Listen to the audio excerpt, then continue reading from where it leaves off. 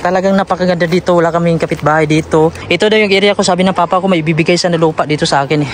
Ito pala yung puno ng durian mga kabayan. Yan yung anak niya mga kabayan oh. Nagpiso na siya o pisa sa amin. So ito meron din dito itlog. Kaya napakaraming itlog. Ganito yung 4-star hotel sa bundok. Grabe yung kulay ng saging oh. Yellow siya. Ibig sabihin sobrang tamis. Yung puti na yun yung huli namin oh. Kasi magsasabaw kami Bisaya yung mga bayan. Ito lang kami nagsalo-salo sa dahon ng saging. Oh, salad na talbos ng kamote. Oh, guys. Kain na mga guys. Unang subo sa akin. Hugas ka ko. Hugas ako. Okay. Yung paborito ko sa lahat. Uy, kadami. Suni, ay. Tapos ito. Suga, nagigasa. Bayan, native, Bisaya. Kao na ling. Ngayon ay aalis kami dito sa farm namin na una na pinuntahan namin. Yung farm namin. Tapos pupunta kami dun sa kabilang farm mga kabayan, babiyahin na naman kami kasi doon kami magkakatay ng manok. Sabi ng papa ko, ito pa rin yung ating driver kasi wala pa rin LTO dito. Pag may LTO na mga kabayan, hindi na siya pwede. So, hindi na tayo makapasok sa farm natin. Yung farm ko, sa susunod na natin puntahan yan. Ayan yung farm ko dyan oh.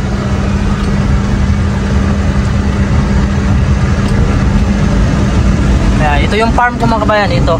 So susunod ko na bisitahin yan kasi pupunta kami dun sa kabilang farm daw. Sabi ng papa ko, kasi tanghali na magkakatay kami ng manok. Grabe yung kwan dito, oh, may punong kawayan, libre lang yan mga kabayan. Gagawin mo yung pang takip ng bahay mo. Okay lang dito mag-drive yung misis ko kasi walang LTO. Walang huli, walang penalty, walang buaya. So dito banda yung bukid namin na isa mga kabayan, nandyan. So iikot pa tayo kasi yung daanan dito sa amin mahirap, may mga sapa kasi dito kung saan yung nakapwesto yung simento doon na dadaan. Yan, sa ibaba kasi niyan ilog na sapa na malaki. Yan.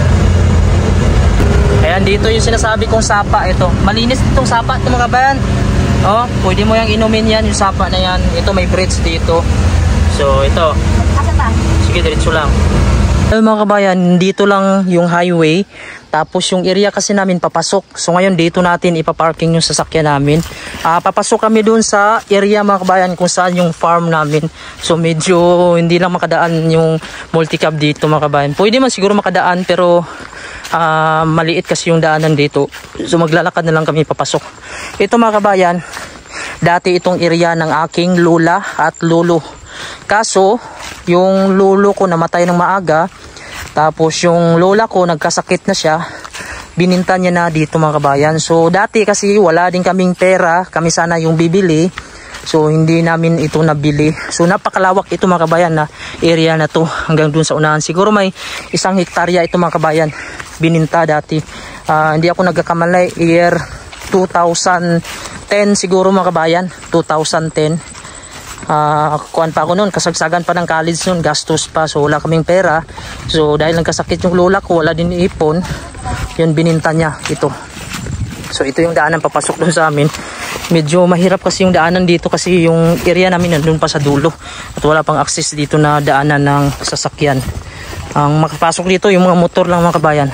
So medyo masukal dito no, buhay na buhay talaga yung mga damo dito. Maraming pwedeng pagtamnan dito at napakalawak yung mga area dito. Napakamura ng mga lupain dati pero ngayon medyo mahal na din. Nakatanaw. Mga kabayan, mayroong saging dito na iniwan oh. Lakatan kasi to.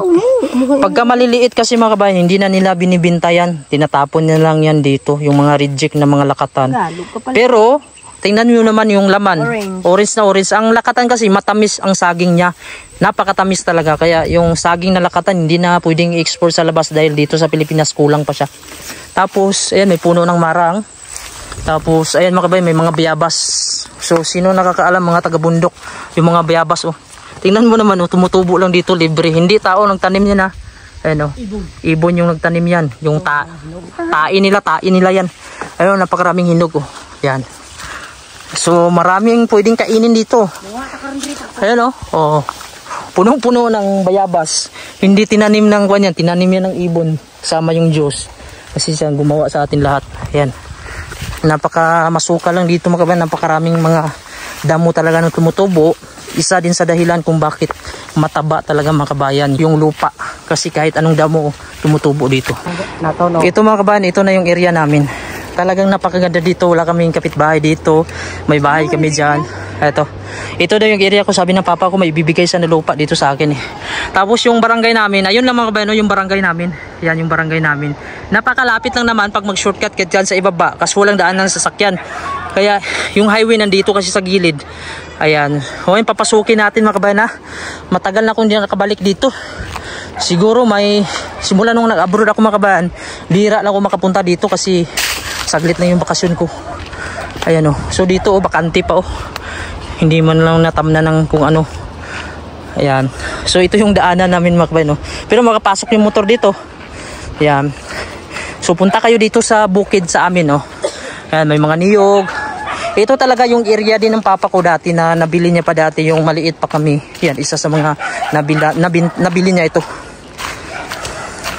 May mga aso din doon oh. Ayan. So tingnan nyo, ito talaga yung bukid. Wala kang kapitbahay, kahit sumigaw ka dito. Walang ingay. Aso lang yung sasalubong sa'yo. Ayan pala yung bahay ng papa ko dyan. So dyan pala siya natutulog. So ayan, nakapaka-peaceful. Luya pang sino tanom? Tanim din ng papa ko. Napakarami siyang tanim. Luya oh. Grabe. Malapit na ma-harvest yan oh.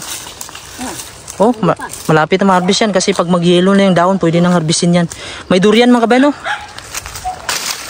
Ang durian, ilang taon na tong durian? Itong durian, 3 years na to. 2 years.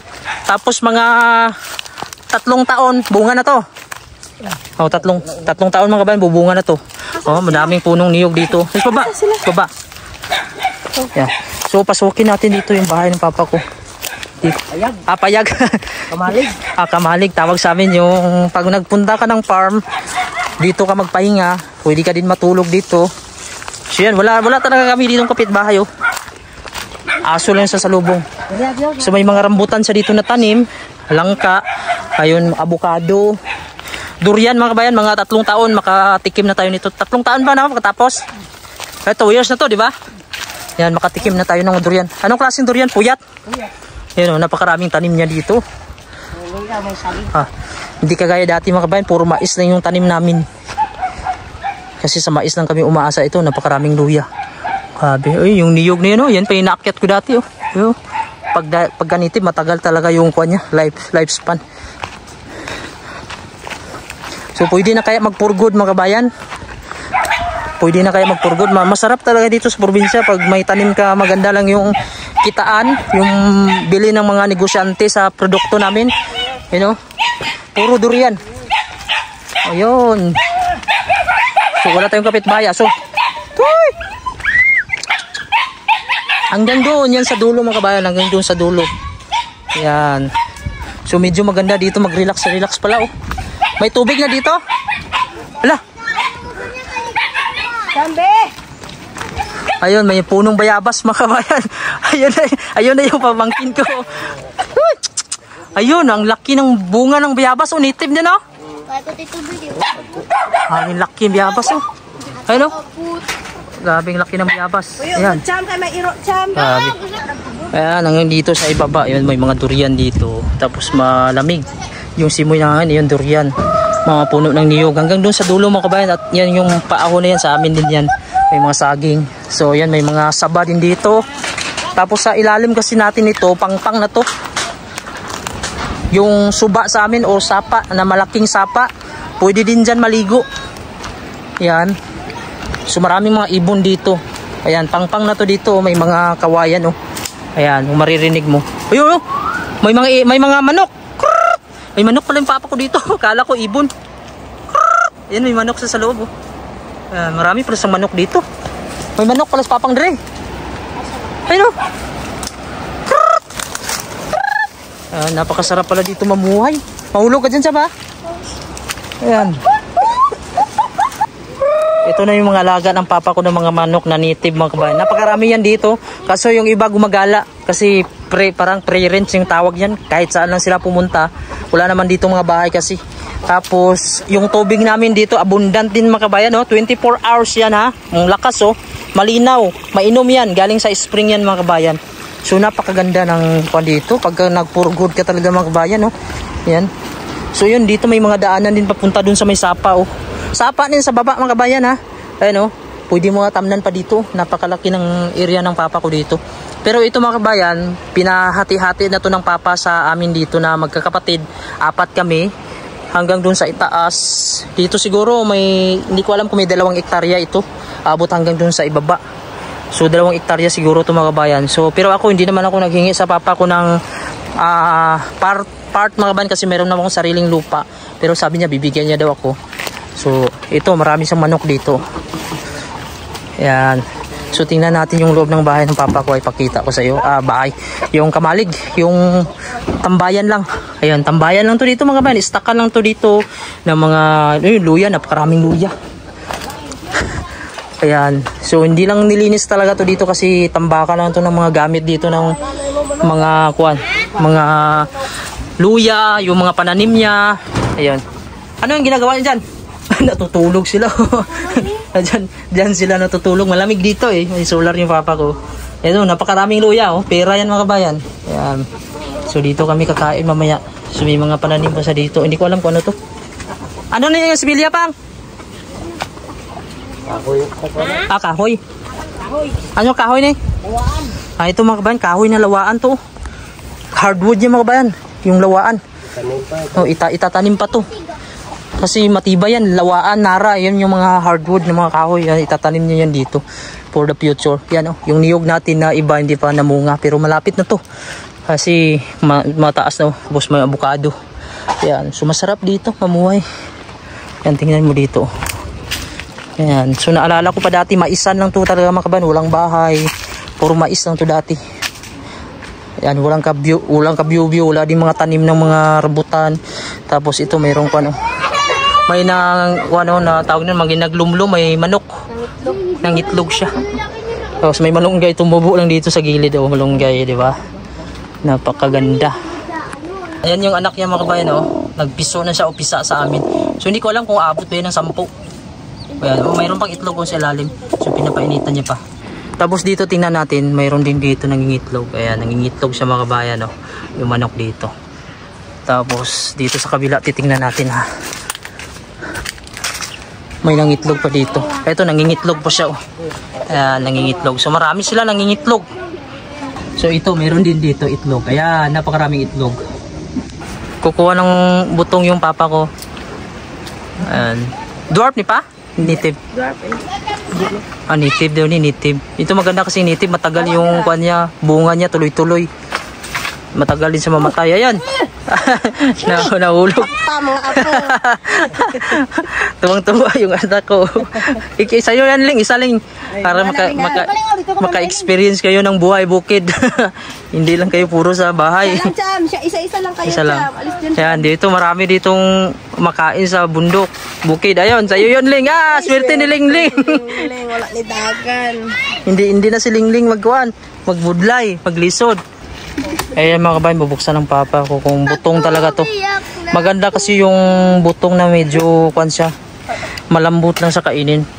Yung matigas kasi kuan yun, yung medyo may sipon na may laman. Sipon pa? Butong. Butong. So butong mga kabayan yung tawag, yung sakto talaga siya sa kuan, fruit salad ba. Ayan, ayan oh, medyo matigas-tigas konti. Ayan, napakatamis ng sabaw niyan. Ayan oh, sakto talaga butong mga kabayan. Ako wala. Grabe yung anak ko mga kabayan, oh, parang parang uwaw na uwaw talaga sa hindi nakaranas. Ano, maigo siya. Ito sa'yo. Hindi nakaranas ng ganitong buhay kasi palagi lang dun sa bahay. Maigo ka. Sa'yo na yan sunod oh. Hayaan mo, busin mo yan lahat. Sa likod maigo ka dira. Sa'yo na to. Medyo maliit lang to sa'yo. Yan, giinit ng tubig. Sweet. Suga sa ihi. Ayan, sobrang tamis yan. Ubusin mo yan ha. Ay, yung anak ko, sobrang kulit. Nakuha yung taingan nyo. Natahi. Yan, fresh yan. Libre yan dito sa bundok. Pag pumunta ka na ng Greenland, wala na ito. Mayroon doon pero kuha na. Nasa freezer na. Ang cellphone mo mapakan. Hindi mo na maubos lang? Maririnig yung mga kabayan dito, ilog. Sa baba. Ayan, sapa. Napakalakas ng sapa dito. Kaya pag natutulog ka dito, yung music mo na pang patulog, yung sapa sa ibaba. Pag sisigaw ka dito, walang makarinig. Oh! wala kasi kapitbahay dito, oh. Mga kabayan, alam nyo ba itong puno na to? Yung tawag sa amin kamansi o kamunsil. Ano ba yung tawag nito sa inyo mga kabayan? Ito pwede itong gataan, oh. Maraming bunga mga kabayan, oh. Napakasarap ito gataan. Yan. So kamunsil ba ito mga kabayan o kamansi? Ayan, oh. Yung bunga niya, oh. Ayan. So napakaraming bunga sa itaas. Hanggang dun dito may bunga pa dito, oh. Yan. So ano yan sa inyo tawag mga kabayan? Kamunsil, kamansi o kamansi sa amin tawag ata ito mga kabayan ito. So ito mga kabayan, papakita ko sa inyo na maluluto ang kuan ito. Ito nahulog na ito sa itaas kasi hindi na napapansin dito. Napakarami kasi dito pwedeng gulayin. Ito pwede ito siyang, ayun, yung buto nito, pwede mo siya itong maluto mga kabayan. Masarap ito kainin pag wala ka ng pagkain. Ito yung kinakain namin dati, yun. Kuha namin to, lutuin na to, pakuluan mo lang sa tubig, ilaga mo lang ito, mga liso, mga buto nito. Yan, nahuhulog lang kasi ito mga kabayan. Ito, pwede mo na itong gataan, oh, kamansil. Para din itong langka mga kabayan. Yan. So yan, hindi na pinapansin dito. Ang mangyari nito, pag nalata kasi yung buto niya, pwede mo siyang lutuin. Yung buto nito. Para din siyang marang, oh. Yung marang, yung liso ng marang. Pero mas masarap ito kasi mas malaki. Yung tinatawag namin kamansi o kamunsil. So ito yung puno niya. So yun yung mga bunga niya, oh. Yan. So ito yung mga kuwan sa probinsya mga kabayan. Mabubuhay ka talaga dito. Maghuhuli ng manok yung papa ko. Napaka-kuwan kasi, makapaliksi itong manok. Magkakatay kami ng manok. Ayan yung kuwan, oh. Yung puti na yun yung huli namin, oh. Kasi magsasabaw kami, Bisaya yung mga bayan. Pero napakabilis. May trap, sana kayo, trap ba? Yun na, hinuhuli na nila. Yan, pwede ka ng kuwan. Pwede ka ng pang-ulam. Pasensya na. So masarap yung sabaw niyan. So ito, napakarami pang manok dito ng papa ko. Hindi pa umuwi yung iba. Kasi pre-rinse lang ito mga kabayan. Ibig sabihin pre-rinse. Pakawalan mo lang sa dito, babalik lang sila. Ito na yung laman ng niyog mga kabayan. Saktong-sakto lang siya. Yan, butong yung ginawa nilang kutsara. Yun lang din yung sa niyog lang. Kinuha ng itak. Yan. Napakasarap, presko. Walang halong chemical. Organic siya. Yun lang, bakit yung kinakain mo balat naman yan? Uy! Grabe. Kung magluto ka na, pwede na. My God. Uy, sumirit. Sirit. May dipri na ng ido. Ay, sos! Inom tayo, presko. Pakulong mo ido, mabidyohan ka. Di ba kay preso ka? Ingon dayon. Kahit hindi matamis, sobrang tamis. Baliya. Sobrang tamis. Oh, grabe. Bawi talaga yung uhaw. Napakatamis. So gawa tayo ng kutsara. Ang problema, naubos ko na dito. Pero pwede naman ito gagawa ng kutsara mga bayan dito. Ako'y kutsara ba? Asan na? Kaya pwede na itong gawing kutsara. Ito, gawin natin mamaya. Kunin natin itong isa mga bayan. Subukan natin ito press. Fresh na guava. Kari na, isa lang. Ayan.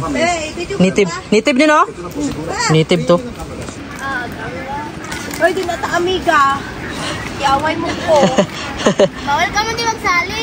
Ganito mga kabayan yung laro namin sa batang 90s. Yung saging, ginagawa naming banig. Yung higaan. Tapos may mga kawayan pa yun sa itaas. Yung bahay talaga. May bayabas pa, oh. Napakalamig dito kasi kawayan. Tapos ganda ng view natin, oh. Tulog na daw ikaw, Lolo. May bayabas sila, oh. Ganito mga kabayan, batang 90s dati, oh. Papaluin ka kapag hindi ka natulog. May magbabantay sa'yo, lola mo, mama mo. Mamaya ka na maglalaro kapag nakatulog ka na ng hapon. So hindi kagaya ngayon, yung panahon ngayon puro na lang mga cellphone, gadget. Ipakita ko sa inyo mga kabayan yung malalaking native na guava or bayabas. Pula siya, saka malambot lang naman siya. Kagatin natin. Hinog na. Hinog siya, boss, matamis. Dito, hindi na kami ang nagtanim nito. Yung nagtanim nito, alam nyo, ibon. Siyempre, yung Diyos kasi yung may-ari dito. Yung ibon, pagka kumakain sila kasi ng mga bayabas, kumakain sila nito hinog, yun na tatain nila yung nahuhulog. Kaya, ito ang tumutubo. Native to. Hindi mo na kaya nga itanim. Pwede ka kung gusto mo itanim, pero ito mga native, mga wild kasi tumutubo lang. Pula. Mga kabayan, ganito yung 4-star hotel sa sa bundok. Kumakain sila ng bayabas, tapos buko, tapos may saging na sinugba o inihaw sa amin. Ay, yung pamangkin ko kabayan, tinapon niya itong saging kasi akala niya hindi daw makain. Kasi akala niya kuwan daw yung sunog ba. hindi niya alam na niluto pala dun sa uling. Friend na tao, kaso heko.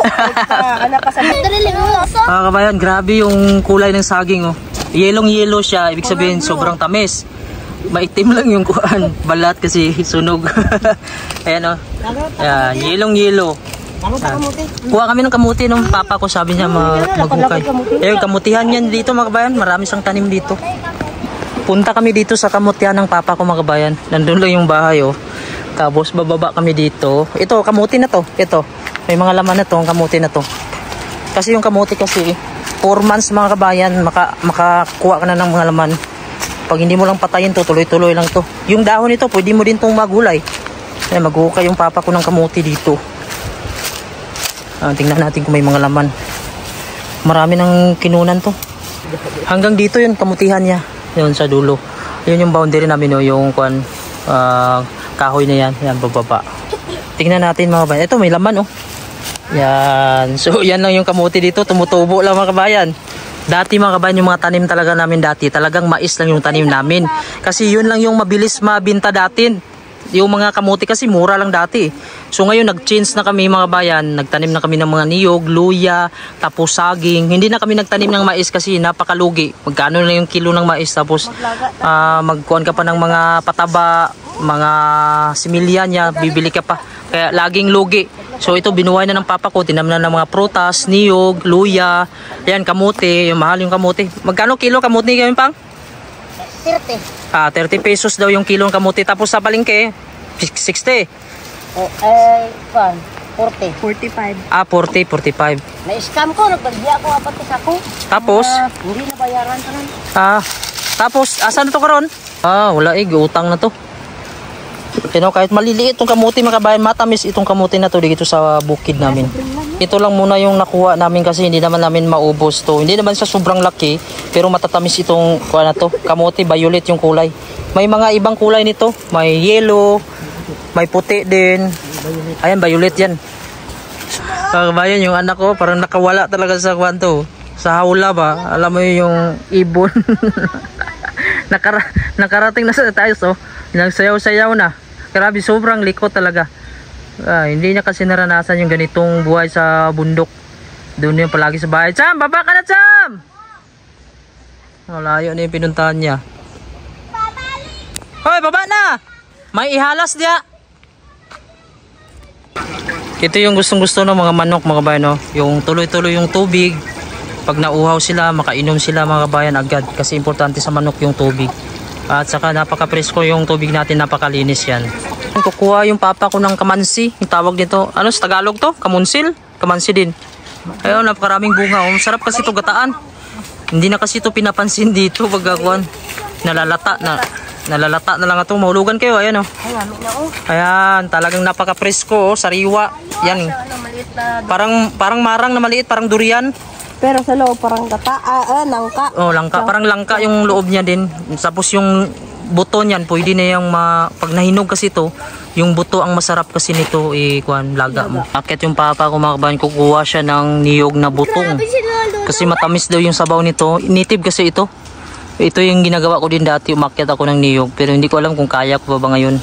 Kasi mahirap din yan trabaho yung mga akyat ng niyog. So pagdating sa itaas, wala na siyang guide, kundi hawakan na lang talaga.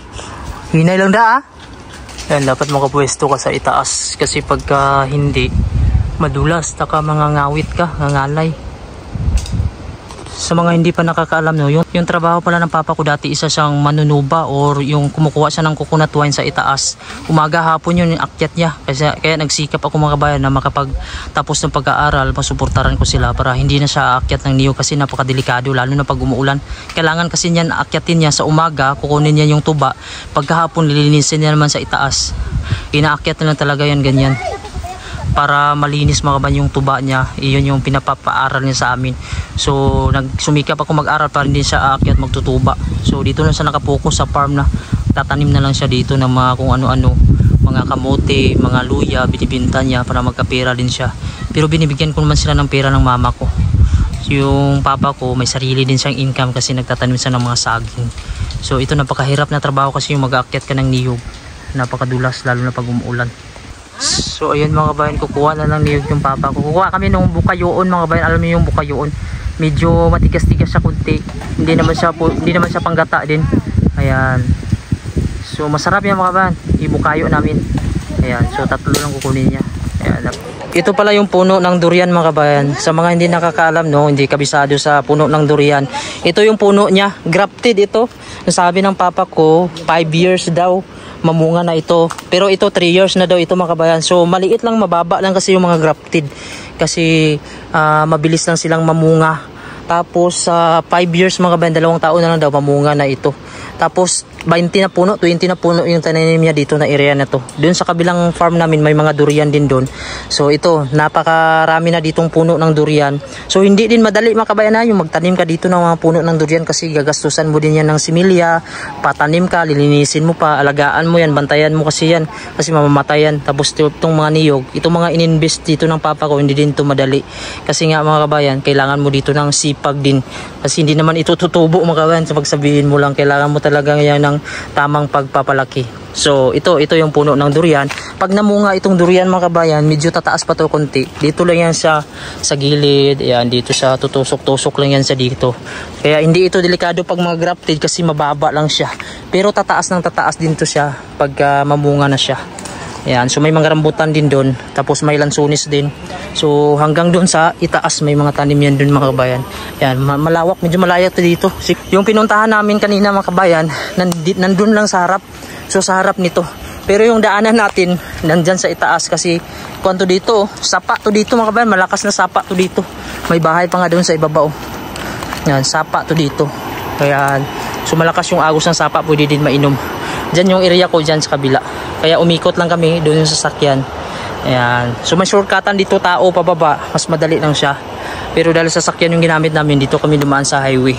Ayan mga kabayan, yung niluto ng papa ko. Nang makaon na Manok. Native na manok. Yung parang inadobo lang na may sabaw-sabaw. Pagka na.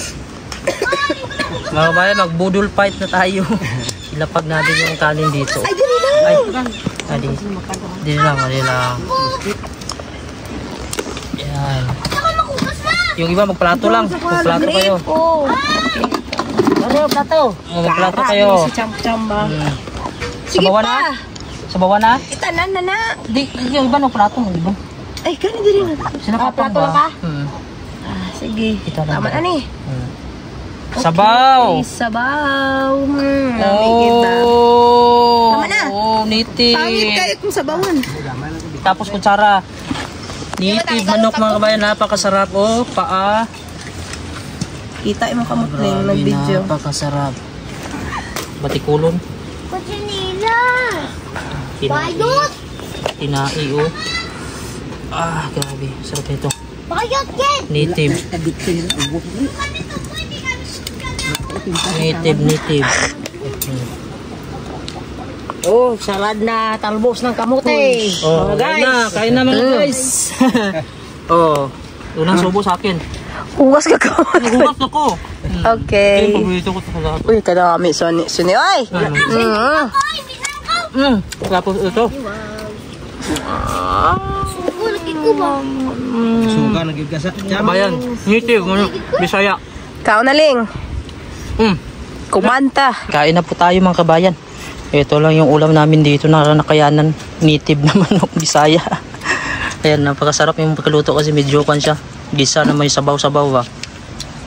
Tapos ito, yan, mga laman loob. Ito yung paborito ko, maatay. Tapos ito. Anong sabi mo, Leng? Na, make it. Ice cream yummy?